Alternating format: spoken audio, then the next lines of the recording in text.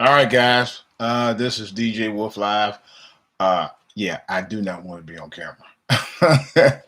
I don't have the kind of face that my fellow YouTubers thought crimes have, so I'm not much of a you know what they call that uh, photogenic type of picture. Um, so I'm trying to get my stuff together. Trying to update to everybody. I'm on live right now.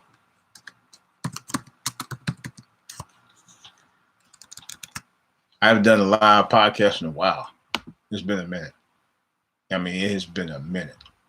Let me see if I can get back to YouTube here. Okay, I'm back on. There used to be a way where you could go into it. I hope you guys can hear me. Oh, okay. Well, I guess you can hear me now.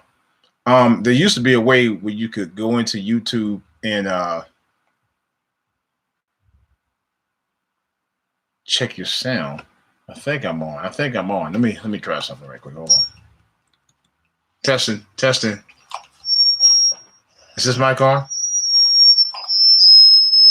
Is this mic on?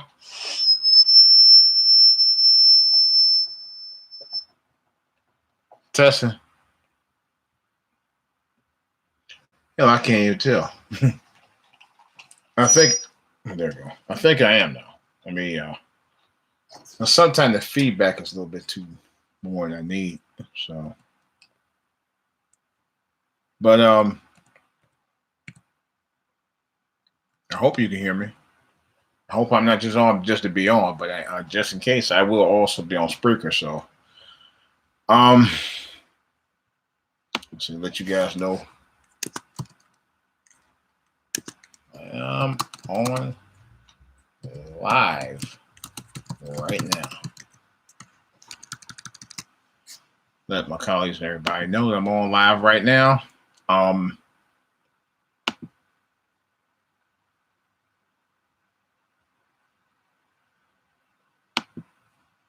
Do some checks right quick. As you know, I hadn't done a live podcast in a minute. It's been a while. There used to be a way where I don't know if Hangouts even work like that anymore. To tell you the truth, I'm gonna be serious about that. It used to be a way you can just click on the Hangouts and let's see, it is all live. Okay. All right, so let me y'all excuse me for just a second. I'm gonna try to get my Spreaker account to work. I know was working a little while ago. How hard to try to do all this and not be sane. Let's see here. Where's my mouse going? All right, hold on a second, guys. I want to make sure I do and do all that stuff here. Where the heck is that? Okay.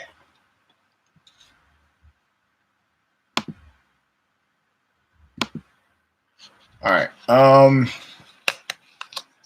I was talking about earlier about the community guidelines thing that they messed up my damn channel, and I'm a little ticked off about that. Recently, and it's been several. It just didn't happen with just me. It happened with several of us. Let me go ahead and get this party started, guys. All right. Hold on a second here. My new system on here. If you want to call, you don't have to call, but if you want to call, I have a number for you. Let me pull it up. It's for Google Voice. To talk to me live right now. 240-685-1408. That's 240-685-1408. All right. Give me a call. Call me now, as they always say. You know what? If those of you remember, what was the name? The psychic, the Jamaican psychic, or whatever the name was. Not Clara. She was calling me now. She was tripping out. I knew she was fake. They brought in real celebrities, but you could tell it was fake as hell. It used to crack me up though. But Anyway, let me go ahead and get the party started. Let me get the Spreaker joint started too. Let's see. Here we go. It's a DJ Wolf Live Lit. And it's Live Lit Live. Yeah. Okay, my Spreaker podcast is called DJ Wolf Live Lit Tonight. Free for all Labor Day discussions.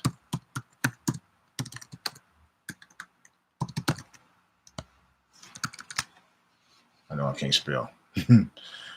I was going to do a private thing. I think I'm going to do a private thing with my music on there so people will be able to hear it. But I'm not. All right. Let me go and get this in, man. We go live with Spreaker. And that way we'll go ahead and get started. All right, Spreaker fans. I'm on right now. Let's see. Let me type them up as well. On live right now. Call me at 240 685 1408. All right, guys. So tonight we got some things we got to get off of our mind right now. At least I do. It's been a crazy year. This has been a crazy year. I'm telling you right now. I'm going to start off with talking about my dad. I mean, I know I talked about him a lot this year. And, he passed away on July 12th. The most devastating news I ever had in my life was that day. And I went to work. Matter of fact, I was on my way to work when I got the call. I was 3/4 of the way there. Instead of me turning around, not wanting to go home and sulk and not wanting to go home and deal with it, I just manned up. I said, let me go ahead, do my shift, and get going. I figured all that out when I get home. When I got there, I talked to my coworkers. My wife came in later on, talked to her. And they were like, why don't you go home? I was like, I'm going for what? So I can moan and sulk and be sad and be pissed. I couldn't do that. That wasn't the way my father rolled. Matter of fact, we had a long conversation about that about a year and a half earlier about him. And he said, just come see me when you need to see me. I think he would have wanted me to just go ahead and do what I need to do and take care of my home front and then deal with the situation later on, which is exactly what I did. That was one of the toughest weeks of my life. That was the toughest week of my entire life. I'm not gonna lie to you. It wasn't like his death wasn't expected, but we didn't expect it to be this soon. But then again, my dad was 76 at the time of his death. So,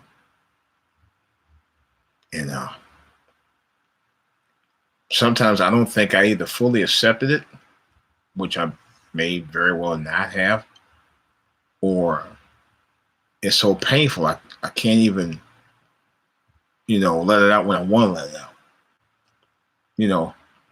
I think maybe the Lord say, hey, you need to be strong for your family. Your family is not going to be able to handle it as well as you, and I want you to be the one to be the strongest one to deal with it. And that's what, in essence, happened. I had a long conversation. Well, I had a conversation with my church family after I came back and thanked them, because I think if it wasn't for me going back to church and getting right with the Lord, or trying to get right with the board, that I wouldn't have been able to handle it. I really don't think I would have. But somehow or another, I did. But I know at some point I had to do it. You know, I won't. As much as I'd like to discuss about what, I had no much options on it but to handle it. I'll say it like that. You know, and I didn't have a problem doing what I needed to do. You know, I had to do what I had to do. You know, that's what men do. When there's something you need to deal with, that's what you do. You know, that's the bottom line. That's the bottom line. You do what you gotta do. You know, and you handle it. That's what you do. And as a man, I felt, this is what needed to be done. You know, so I'm fine with that. But in the case of life, a lot of times you have to do that. You have to. Some things you're not going to want to have to challenge. And you will be challenged on things in your life. But that's what the game of life is. Challenges. It's all about dealing with the things that are unexpected. This wasn't exactly unexpected, but the way it went down was. And I'm going to tell you, it breaks my heart. Internally, I'm still grieving. A month and a half later. I truly am.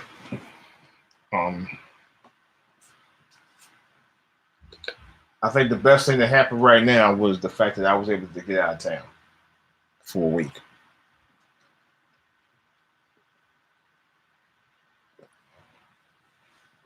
That was a good thing.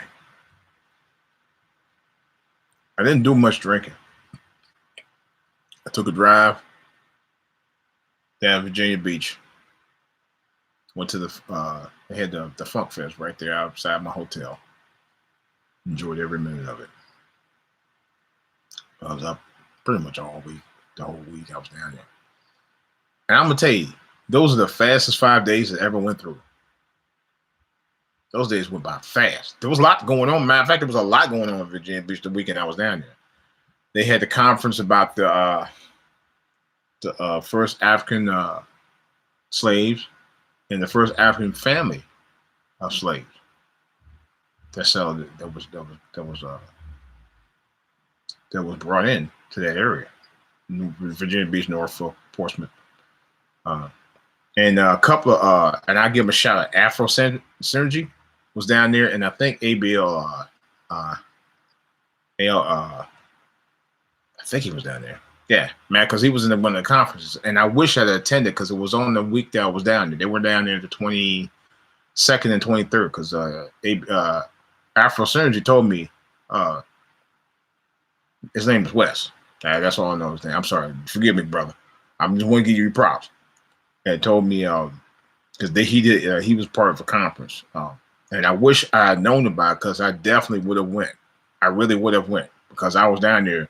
The 2 or the 3 days they had, they were down there from the 21st to the 23rd, and I was down there the 22nd and 23rd. And I could have just did my live podcast from right out there. I wish I had known about it. If I had known he was down there, I definitely would have went. But this is YouTubers. As Black YouTubers, we need to do a better job of communicating with each other. So when we are involved with stuff like that, we know where to go. So we can support each other. And for me, it's not about monetary. It's not. I'm doing this as labor of love. I've been doing this as labor of love for 10 years, 11 years. And I didn't really come in for it to do for monetary purposes. But if I know it was all about that at the time 10 years ago, I probably would have. I'd have a much bigger audience. Especially with the stuff I was doing. Because I wasn't really doing, I was just doing mostly music and comedy stuff. When I started out early, then I stopped doing it for a while, and I started back about 2013. So. But I enjoy doing it. It's a lot of fun. But It makes me more aware of my world, make me want to talk about the things in my world that's not right in this world anymore. And but I have to talk about it because it's just too much mess going on. A number of us YouTubers actually got hit with what they call that thing, the community guidelines thing, where you are, excuse me, in violation. I got a warning already. I did a video first last month. It's titled "Racist Shootings Done by Younger White Extremists." Now, yeah, I did say that, and they are younger. I'm not saying that the older ones don't do it, but I know it's a number of the ones that's been happening. That's what's been going on. And this wasn't about hate, but they consider it hate speech. Now, it's not hate speech if you're calling out what's there. If you were saying, and if it was facts, there were black kids, and the white people do it all the time on the news all the time. Black youths do this, black youths do that. You know, they were talking about Trayvon Martin was a thug because he smoked weed. I had to get in the co-worker's ass about that one time. Yeah, I did. It was a trip. Let me go ahead and get started with this. I hope you'll pick up. This is DJ Wolf Live.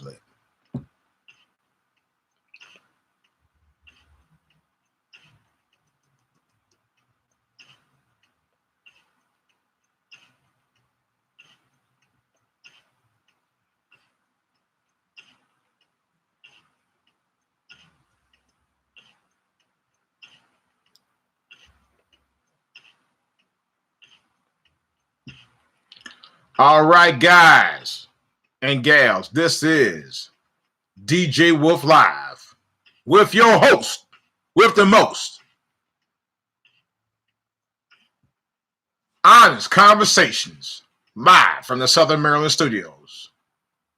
This is DJ Wolf Live, and this is DJ Wolf Live Lit, because we go in there tonight. Oh, yeah, absolutely.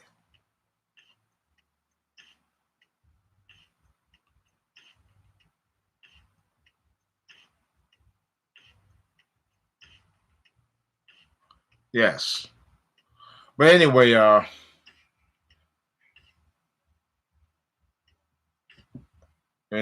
haven't figured it out yet. Something whack about this thing that I got right now where I'm playing the music, but it's not, it's not toning. It's not where you could, my levels, for some reason on my new board that I got, used to be able to fade it out. I'll work all the kinks out later. Anyway, it's been a lot of crazy stuff happening, man. But they don't want you, like I said, back to what I was saying, they don't want you talking about that. It's weird.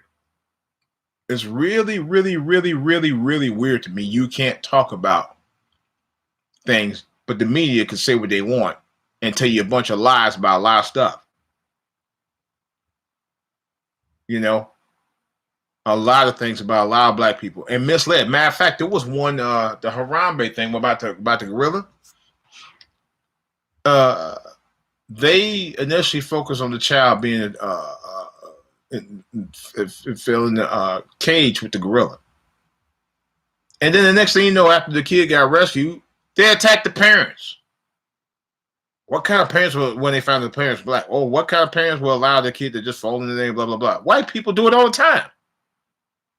But you don't hear them attacking their character because of that. No. It had nothing to do with what happened to the kid. Man, white parents had kids falling in damn things with lions and all kinds of animals all the time. But you don't hear them attacking the parents. Yet, I point out an observation of something I've seen of a pattern of we've seen these people going out doing these crazy mass killings, and all of a sudden you can't call out what you see. And they try to say, well, he had a bad childhood. he was mentally range. Okay, that could be a given, but it's more to it than that. I know it is. We know it is. Come on. So I'm not gonna go much further than that. I'm gonna just say what I said, and that's that. But it's true. All right. Not R. Kelly. I ain't gonna talk about that. Is Jay-Z a sellout for what he did? Yeah, I'm gonna say that. You know, I'm not gonna lie. Me and my son was just talking about that the other day about Jay-Z and Nas. And I'm gonna tell you, Nas got a new joint out. It's so hot, it's not even funny. I forgot the name of the song. Forgive me, but Nas is back on top of his game again. He is. And I'm gonna tell you right now, Nas is the GOAT. He is one of the greatest rappers of all time, as far as I'm concerned. He's better than Jay-Z. I never was really into Jay-Z's lyrics anyway. I never was into Jay-Z, period. I was never into his music. You know? But him calling himself trying to be a forerunner in the civil rights fight and all that, he full of shit. Yeah, I said it. Because he is. You know, it ain't genuine. This fight's not genuine anymore. Him and Kaepernick went out there and got paid. And then all of a sudden, everything just quilled off. Just like they do with Messi Jackson and Al Sharpton. Same thing. No difference. Specifically Al Sharpton, because he does that too. You know, all these guys, man, come on. Y'all got bought. Y'all been bought. Y'all can be bought. Your fight for civil rights can be bought. That's been proven. Time and time again. You know? Kaepernick completely sold out. After you heard about him getting that $9 or $10 million, which he was kind of lowballing himself anyway, he shut the fuck up. Jay-Z, pretty much the same thing. You know? Our so-called, you know, and matter of fact, my pastor today, no joke, my pastor brought up the same subject about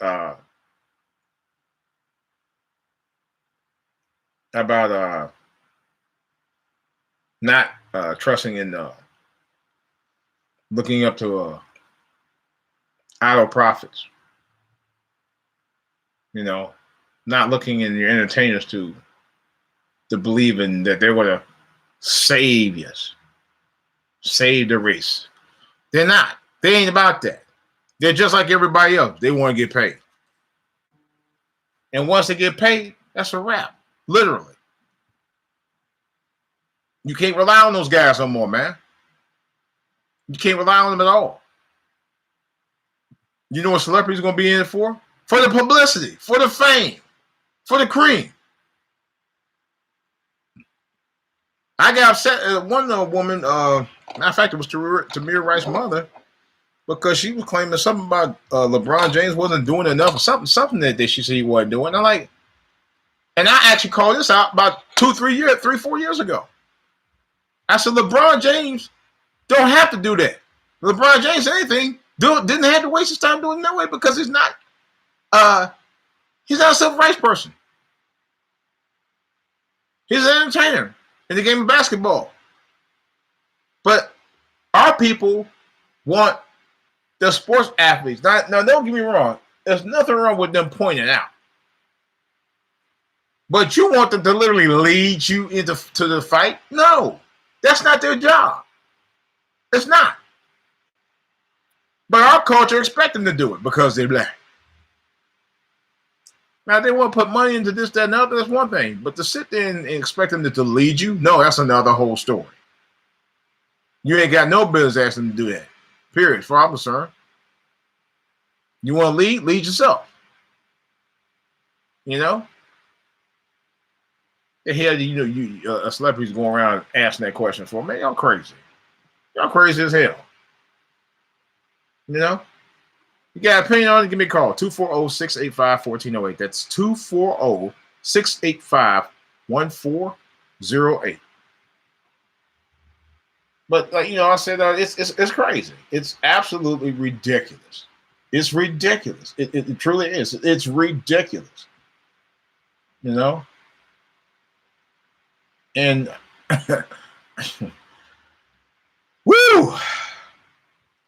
You know, people, y'all better wake up. Y'all seriously better wake up. What Samuel Jackson said, wake the up. You know? You're expecting celebrities to be the savior of the black race. Just like we expected Obama to be. But Obama was another story. Obama was getting that cream. Obama was the token black guy who was initially paid to come out to help out white people, which is what he did. He saved the banks. He saved the auto industry. But he ain't save us for shit. Excuse my French. He didn't. He clearly did not. I wish he had, but he didn't. That's real talk. You know? It's a shame, you know, that a brother like him that coulda and shoulda and went to bat and didn't do it. He didn't do it. Clear as a bill, he didn't do it. Lord knows he didn't do it. He really didn't. That's a shame, man. Because honestly, I really did like the Obamas. I really did. But when I saw that movie, and there's no joke, when I saw that movie, Fahrenheit 11/9, I was totally, I don't know, I don't know, it just bummed me out. It literally bummed me out. I didn't see Obama as the same guy he was when he came on board, man. He wasn't the same guy. And this was just before he was out of office. In Flint, Michigan. And he sat there and made it, and he was trivial about the situation in Flint. That's what shocked the hell out of me. He was totally trivial about it. And I'm like, this son of a bitch. Do you know what the people are going through in Flint, Michigan? Flint, Michigan being roughly 2 hours from Cleveland. My hometown. Where they're having issues right now. You know, among other things. And it's like, you don't care. These politicians today, man, or at least what I've seen the last 35 years, almost 40 years, I would never vote for politicians anymore. That's me. I would never vote for another politician because they're all right. Every one of them, from Obama to Nancy Pelosi to the Orange Crush dude, whatever the fuck his name is.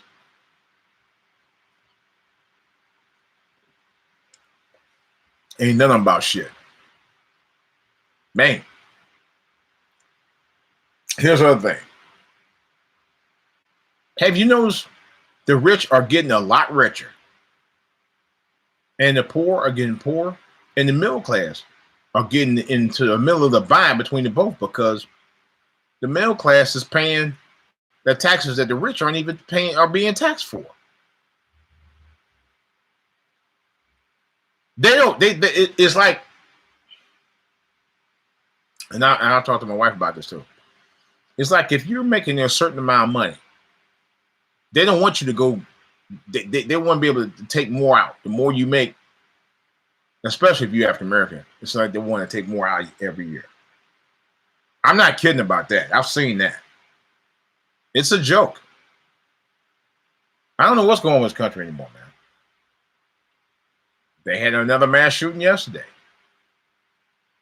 And I'm like, what? And they had a couple of incidents out here in DMV, or just recently on DC. What's going on, man? Where's the love, man? You know? I'm so thankful I went back to church, man. You know, I went back to church. I was so happy I was back in church. I thought about not going just for a second. I didn't even want to go. But then I thought about saying, you know, I need to go. I need to go. Like next week, I'm going out to do some community service with the church. Next week in the community. We did that about 2 years ago. We're going to be doing, this is going to be a bigger push because we will actually be doing out there, working with the community, doing different charities with them. I'm looking forward to that. Then I'm going to go see a sick member after that. So I'm anxious about doing that because this is what God wants us to do. Be about the people. Be about the love, man. There's too much hate in this world going around. You know, my dad passed away from multiple myeloma.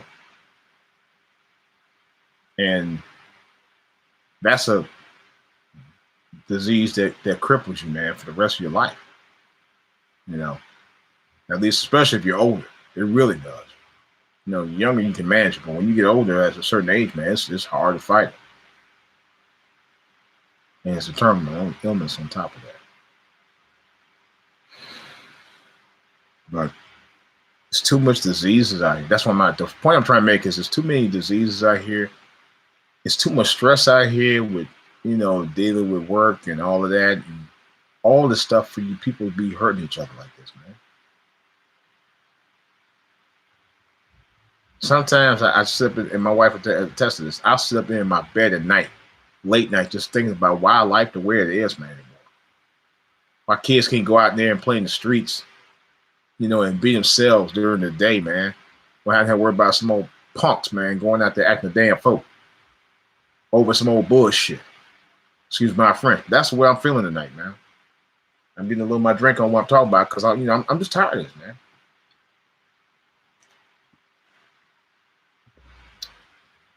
I'm absolutely tired of it. And it seems like the love is just going out the world anymore, man. When's the love will ever come back? And I ain't talking about being in love with, you know, I'm talking about love for other people, man. I went through a similar situation, not with my family here, but my family elsewhere. And I felt the love just went out of that too, man. I'm still reeling behind that. You know, I'm still in shock behind that. That's another whole story. But oh my God, we just gotta keep praying. We gotta go back to church, man. We really, honestly, the world need to go back in the tone and get right, because it's just too much mess out here anymore, man. It really is. And that goes for old and young, rich and poor, black and white, fat, skinny, straight or gay. It don't matter. We need to come together as a world and stop with all this infighting and bickering and mass shooting and all this shit that's not needed today, man. It's not needed. We don't need this mess, man. We don't need it. We really don't. It's useless. It's unproductive. It's destructive. And it's downright sad, man. You know? Some people need to stop being so fucking selfish and think about other people for a change besides the damn selves. And think about what it costs for people to have to deal with this shit. Now, I'm keeping it straight to y'all guys. I'm keeping it straight out here about this, because that's the way I feel about it. I'm tired of it. You know? I just heard it was an incident that happened in D.C. A young girl got shot. Barely a teenager. And the way they talk about it, said her back got her as a result of that, man. 13 years old. That's a damn shame. Just happened over the weekend. You know? People hating you because of the color of your skin. And come up with the dumbest excuses. You can't barbecue. You can't walk past a white woman because a white woman assuming you try to touch her, or some old dumb shit like you're walking from a grocery store with a bag of Skittles and iced tea, and somebody got to fuck with you when you mind your own goddamn business. Yeah, I said it. Sick of this, man. Or these medical companies, man, just have you take all that damn you know what I'm talking about, That you're in remission for cancer treatments and shit, and this shit don't fucking work. Sick of this shit. And it's just slowly killing you at the same goddamn time. Sick of this shit. But we're supposed to be calm. Yeah. I'm trying to talk to Silver about it, man, but it's like every time I talk Silver about it, or you hear other people on YouTube talking Silver about it, or some people in the media talk Silver about it, everybody else wants to start some big bullshit.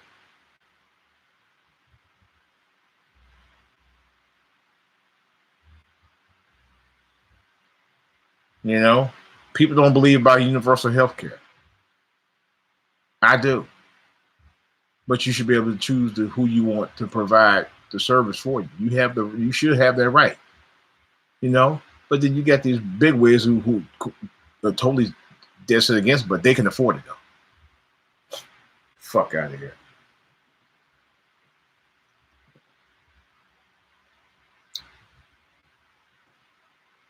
Education is at an all-time high. This is a true story. About 2-3 years ago, I was watching Fox News. I was at work. And this one bitch on Fox News, I'm telling you, right, pissed me off. Pissed me off bad. This bitch had the nerve to say, this is no joke, and I quote, education is a privilege and not a right. Make that make sense, what she said, which don't make sense to me. I'm going to say it again. She actually said this on Fox News. I'll never forget it.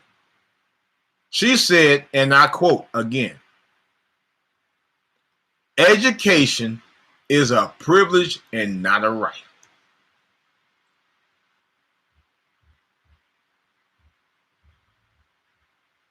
That makes no goddamn sense to me whatsoever. I do not give a damn about that bullshit she said, because you know what? Everyone on this planet, I don't give a goddamn if you butt scratcher back into someplace else or wherever. Everyone has a right to a good basic education. Everyone.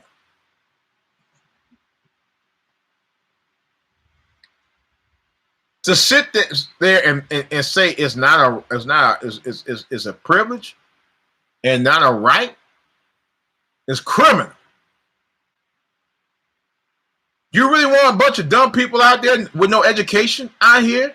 No, you don't.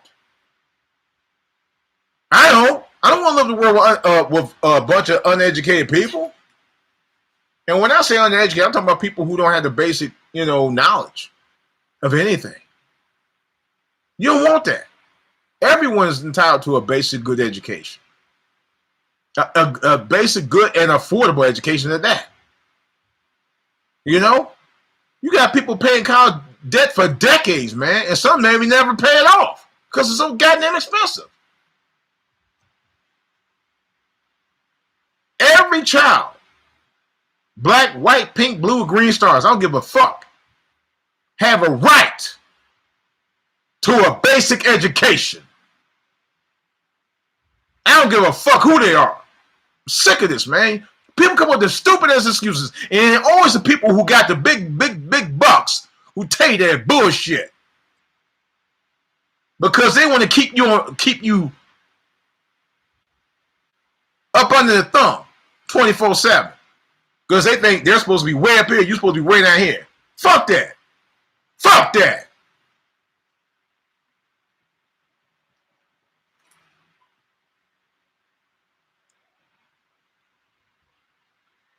That's as bad as it was with slavery. Yeah, I said that too. Because guess what? At one point in this country, it was illegal. Illegal. By the law. To not only be able to not go to school, you weren't even supposed to be able to read and write as black folks in this country at one time. Illegally. That was considered illegal. Illegal. By the law. Yeah. It was illegal for you to travel because you were a slave without papers, like you was a dog or somebody's fucking property. No, they don't want you talking about this. I'm talking about it, God damn it. It needs to be addressed.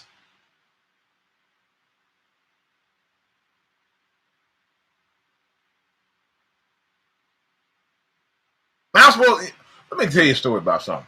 Now, this tripped me out too. This happened about 3 weeks ago. I talked about 2.5, 3 weeks ago. So I made a purchase. I actually got me a new car. Well, I say new, but used actually, pretty certified, you know. But anyway, so get my car in the parking lot.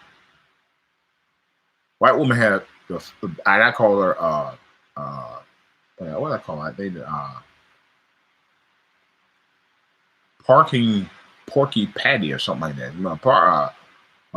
Parking lot patty or something. Parking lot porky or something like that. Anyway, parking lot patty. Well, I name it that. Parking lot patty had nerve to ask me. This is no joke. True story. She asked me, and I got the key fob for my car. So I unlocked the car. This bitch had done me, is that my car? I go to my car with the key fob in my hand, and she gonna ask me, is that my car?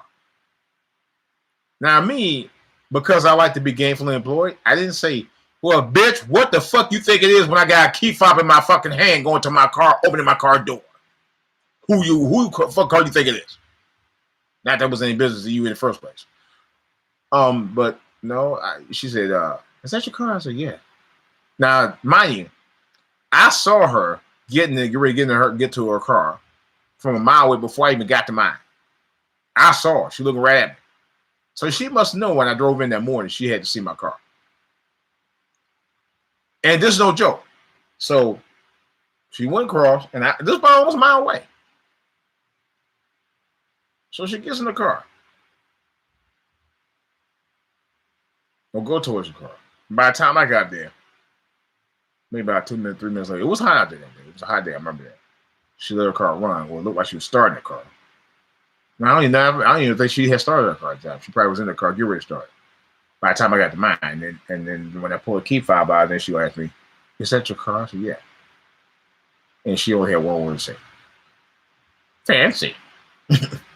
Oh, really? Well, I can't have a nice car. And mind you, my car is it ain't even a high run vehicle. To be honest, it's not. It's really not.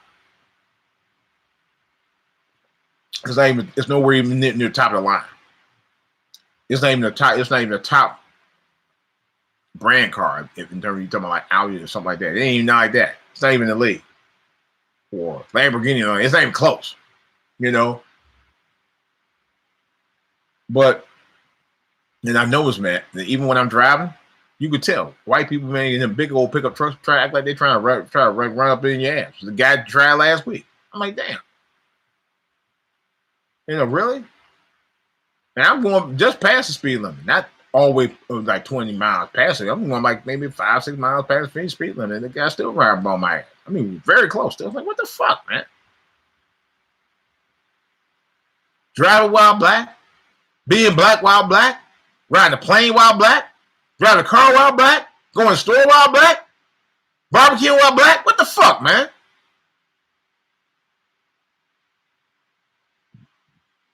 And don't think we ain't getting tired of this shit. We're fed up. You just don't know it. But YouTube won't fucking tell y'all, we have policies where you have to watch what you say. Yeah. I have to watch what I say now. Not. You know, YouTube, I'm being honest about this too. The biggest content creators on YouTube that get the most views and get the most support are predominantly white YouTubers. And this is not hate speech. This is fact. I know that YouTube on this is hate speech because you said that white people do this. Well, it's true. Why is this only hate speech when we talk about it? Not when y'all do. Donald Trump been doing hate speech for the last, what, 4 or 5 years, several years, and talked all kind of mess about Obama. And yet, he still gets away with it. Yeah. Mm-hmm. But that's the kind of stuff I'm talking about. We ain't supposed to talk about that, though. Yeah.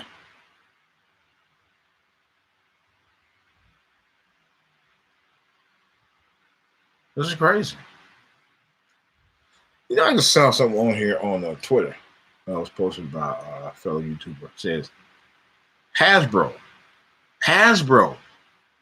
the makers of all kind of toys, some of my favorite toys, G.I. Joe with the Kung Fu Grip, Transformers, and now Transformers own Death Row Records, believe it or not. I'm like, what the heck? Let me go look at this, man. It just got posted. Thanks to Professor Black Truth. Appreciate you. One of my favorite YouTube channels now that I watch. Support. Okay. Came from the New York Post. Try to get it to load up. Slowly loading up. All right. According to this, it says, hey, this is crazy. Hasbro. it says Hasbro acquires gangster rap label Death Row Records as part of a $4 billion deal. And it says My Little Pony meets Tupac Shakur. Yeah, this is crazy. Toy maker Hasbro has acquired rap label Death Row Records, which counts Shakur and Snoop Dogg among its artists. No, they are among they were among the artists. Put it like that. As part of a bid to grow its stable of family-friendly entertainment. Huh? So the toy maker announced a $4 billion deal this past Thursday to buy British company Entertainment One. I've heard, which produces animated kids shows as Peppa Pig and PJ Masks, but also owns the rap label. Now, you know what's going to happen. Let's see. Hasbro, which owns the rights to My Little Pony, Monopoly, and Mr. Tailhead, says the company was looking to expand family brands and television production with the purchase. So he got the British company at E1, which I never knew that was a British company. Entertainment One. I've heard of.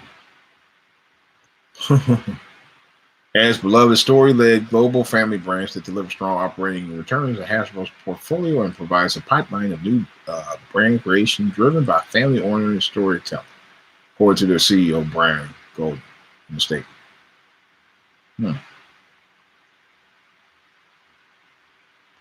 It said, although Hasbro was trying to get acquire more family-friendly programming, the toy maker ended up with Death Row Records, which was also a division of Entertainment One. That's how they got their acquisition. Purchased in 2000. Toy maker ended up with Death Row Records, purchased in 2013. Really? That's crazy. Death Row was founded in 91 by Suge Knight, the Doc, or the DLC, and Dr. Dre was one of hip-hop's most influential labels, signing some of the biggest names on the West Coast. And they actually had the biggest names in music, because not only was Snoop Dogg and Tupac Shakur was on the label, they also had Dr. Dre, and they also had Corrupt and Danny Boy, and MC Hammer was on the phone, man.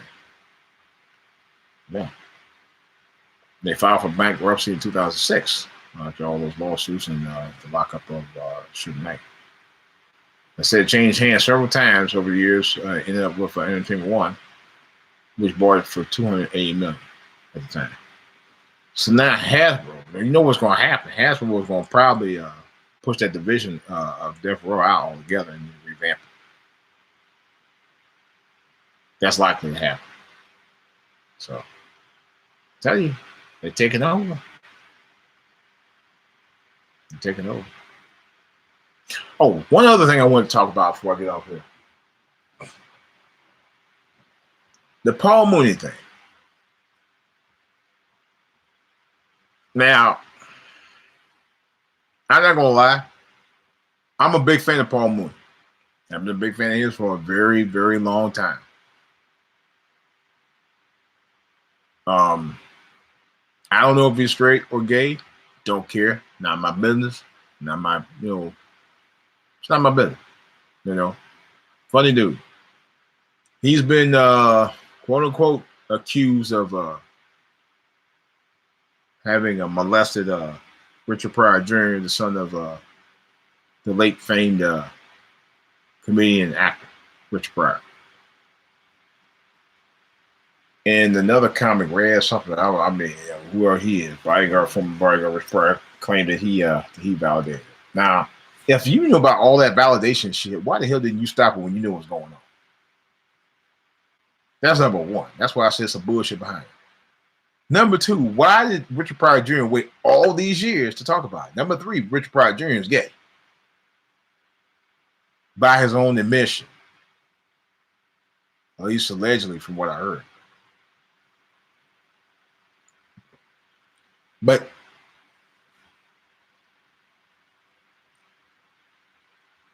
I'm not gonna lie. Paul Mooney, I actually had suspected about that for years, but that's neither here nor there. Gay or not, you have to prove beyond reasonable doubt and witnesses, not witness, witnesses that actually occurred.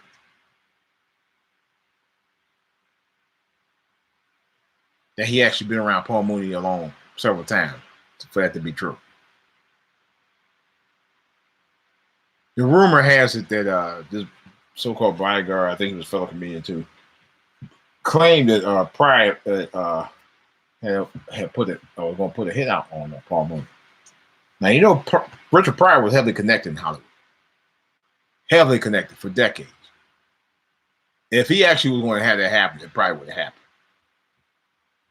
That's why I somewhat don't believe it. But Paul Mooney might have had something on him too, because Richard Pryor had been known to have slept with homosexuals too. At least that's the rumor I heard. Considering his mom did work in the brothel on top of all of that. And I don't think he knew who his dad was. So, well, it's probably a lot more to it than what we know. So JoJo Dancer, the movie that he released back in, I think, about 81, 82, whenever it came out, was loosely based on his life. His early life, his life in stand-up. If you watch it, a lot of it does mirror what happened there.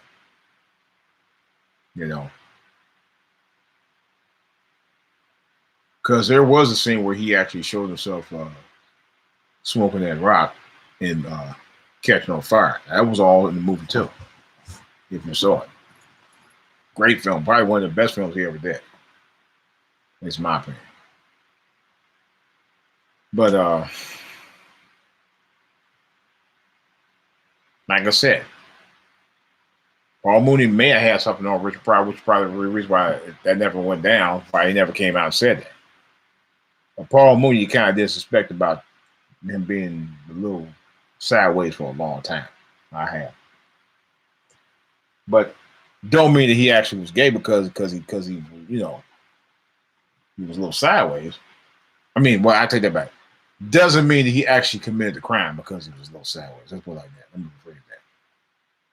Like I say again, you have to have proof. You just can't sit there and say, yeah, he's this and he's that and other, and you ain't got proof about it. That's irresponsible. I mean, it truly is.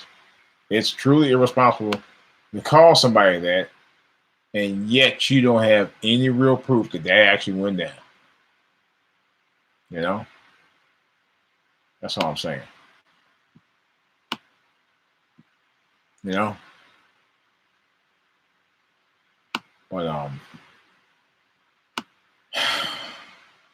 there's a lot of crazy stuff, man.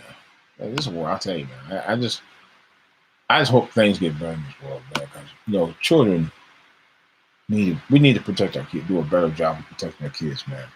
I'll say that. We need to do a better job of protecting our kids. We need to do a better job of raising our kids. You don't want to raise your kids the way your parents raised you. You want to do a better job. I kind of felt in my case that I somewhat did. for the most part. It wasn't perfect. You know, I talked about my son. You know, I used to be a little hard on when I was, when he was younger. Honestly, and I admit to that, and I told him that, and I told my dad. I somewhat did apologize for that. I didn't feel like I had to give him a full apology because I felt I was being a parent. But I apologize for being as hard as I was because I want him to stay right. You know? And I felt as an adult, I had to apologize to him because, well, no, hey, it was nothing really personal. Well, it kind of was, but not really. But it really wasn't nothing personal. It was just me trying to be a father, raise and make sure, keep him in line, you know? And he turned out to be pretty remarkable as a result of that. And I always hear these women talking, you can raise a boy to be as good as a man. No, you can't. No, you can't. I don't ever want to hear anybody telling me that no more. I'm tired of hearing that about women telling me they can raise a boy to be a man as good as a man. Hell no. You know what? You're not a man. You don't have the personal experience that the man has of raising boys, or or being able to guide boys the way they need to be guided by men, not women. Now, I know somebody personally like that right now, okay, being guided by a woman, and his father was around, but his father did not guide him the way he was supposed to, and now he's all messed up. This I know for a fact.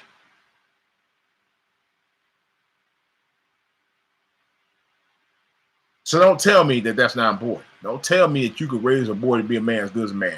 Ain't no woman on the planet can ever do it. I don't give a damn how many brothers she's been around or whatever. I don't care.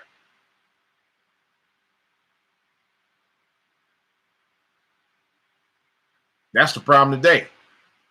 You got all these single mothers believing, oh yeah, I could raise kids by myself. I don't need no man and blah, blah, blah. And look how they turn out. It speaks for itself. It speaks for itself, people. I'm not lying about this. I'm really not. You can read the headlines all the time. Am I lying? No, I'm not. Google it. Pull up the Washington Post. Pull up the New York Daily Post. Pull up the LA Times. Pull up the Chicago Sun. Pull up the Baltimore Sun. Pull up the Cleveland Plain Dealer. You ain't got to take my word for it. You can read it. You can watch them on the local news. You can watch them on national news. You can watch them on BBC. This goes on all the time. All the time. I saw I had somebody was watching my show just now. They might have sent a chat on YouTube. I don't know what they said. I didn't get a chance to respond. I do apologize for that. Let's see if I can pull it up to see what they said. But I mean, it's the way I feel anymore. I'm like, people are wrong, man. This world, I'll tell you right now, this world ain't living right. Ain't living right like it's supposed to. I wish it was. It's not. Just a lot of stuff is just crap, man.